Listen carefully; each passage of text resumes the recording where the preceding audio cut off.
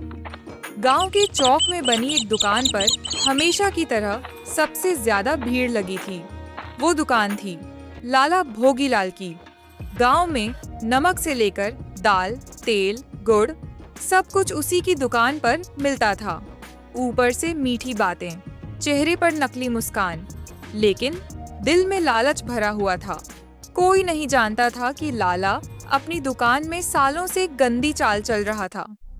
वह तराजू में चोरी करता था, थोड़ा थोड़ा करके हर ग्राहक को कम सामान देता और लोग समझ भी नहीं पाते।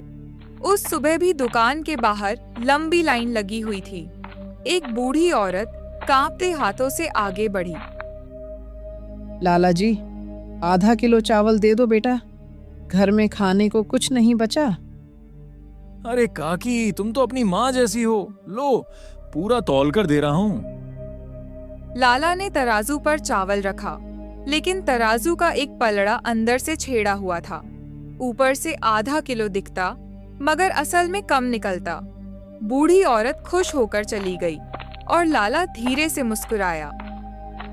ऐसे ही थोड़ा थोड़ा बचाकर आदमी अमीर बनता है। दुकान के कोने में बैठा उसका नौकर गोपाल ये सब देख रहा था। गोपाल गरीब था, लेकिन ईमानदार था। उसके चेहरे पर बेचैनी साफ दिख रही थी। लाला जी, ये ठीक नहीं है। गरीब लोगों का हक मारकर कभी बरकत नहीं मिलती। ओए, तू मुझे व्यापार सिखाएगा? जितना कहा जाए उतना कर। ज्यादा धर्मात्मा बनने की जरूरत नहीं। लेकिन मालिक, अगर किसी ने पकड़ लिया तो? पूरा गांव मेरी इज्जत करता है, और वैसे भी थोड़ी बहुत चालाकी हर दुकानदार करता है। गोपाल चुप हो गया, लेकिन उसका मन अंदर ही अंदर डर रहा था। उसे लग रहा था कि एक दिन इस चोरी का बड़ा परिणाम जरूर होगा। उसी समय दुकान के बाहर से एक धीमी आवाज आई। बेटा, थोड़ा आटा मिल जाएगा क्या? सबकी नजर दरवाजे की तरफ गई। दरवाजे पर सफेद दाढ़ी वाला एक बूढ़ा आदमी खड़ा था। उसके कपड़े पुराने थे, पैरों में टूटी चप्पल, लेकिन आंखों में अजीब चमक थी। पैसे हैं तेरे पास? बस इतने ही हैं। उसने मुट्ठी खोलकर कुछ सिक्के दिखाए। लाला ने सिक्कों को देखा और हंस पड़ा। इतने पैसों में तो कुत्ते का खाना भी नहीं आता। चल चल, आगे बढ़। मालिक, थोड़ा आटा दे दीजिए ना, बूढ़ा आदमी है। तू चुप रह। बेटा, भूखे को खाना खिलाने से धन कम नहीं होता। मुझे ज्ञान मत दे बाबा, दुकान दानशाला नहीं है। कुछ पल के लिए वहां सन्नाटा छा गया। फिर बूढ़ा आदमी धीरे धीरे मुस्कुराया। ठीक है बेटा, लेकिन याद रखना, तराजू इंसान से ज्यादा ईमानदार होता है। यह कहकर बूढ़ा आदमी मुड़ गया। गोपाल उसकी बात सुनकर सोच में पड़ गया, लेकिन लाला जोर जोर से हंसने लगा। अरे पागल था, तराजू भी कहीं ईमानदार होता है?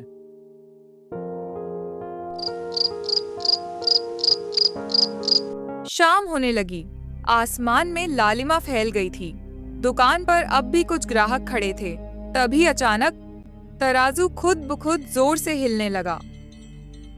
मालिक, ये क्या हो रहा है?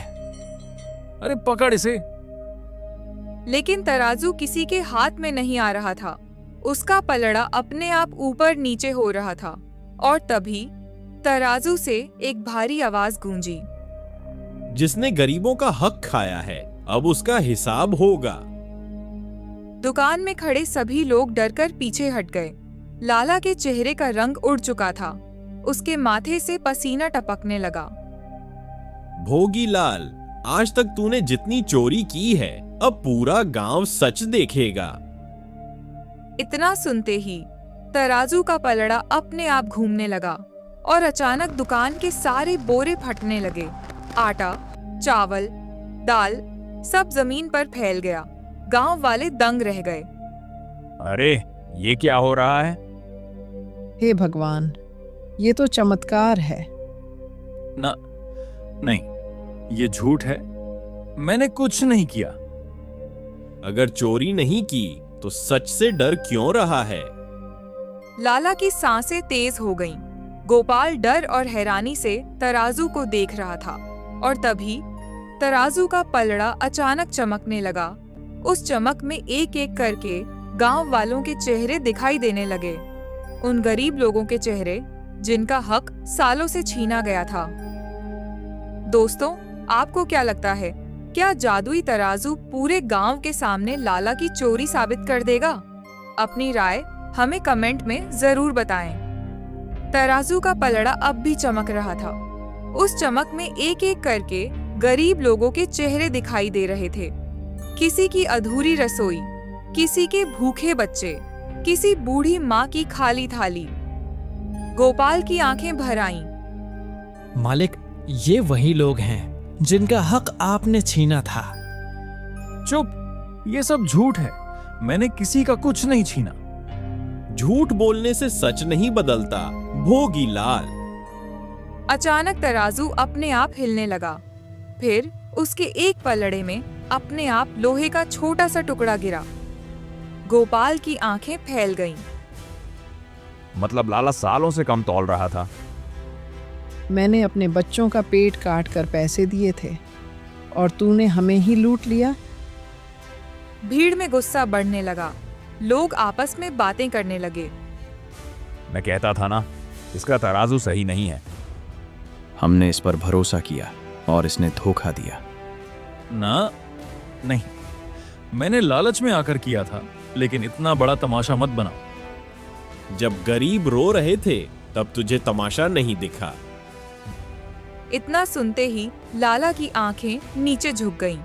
उसके चेहरे से घमंड गायब हो चुका था। पहली बार उसे अपने के पर शर्म महसूस हो रही थी।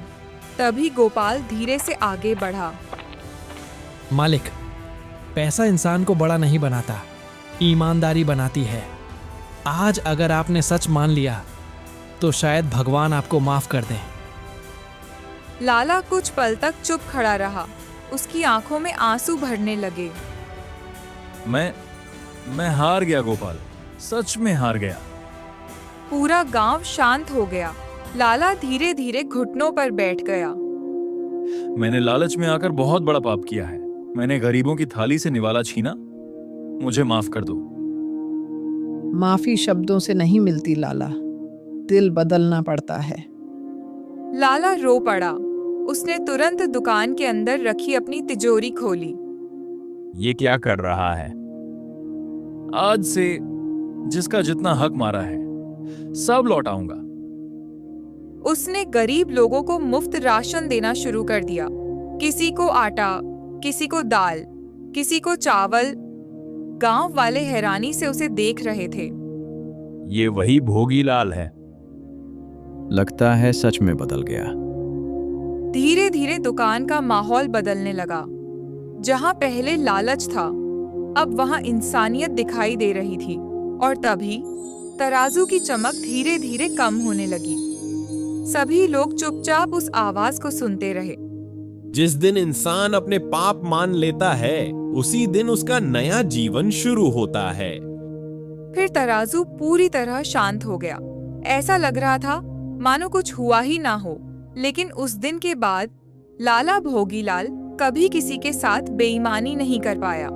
कुछ महीनों बाद अब उसकी दुकान पर पहले से ज्यादा भीड़ लगने लगी। लेकिन इस बार लोग डर से नहीं, भरोसे से आते थे।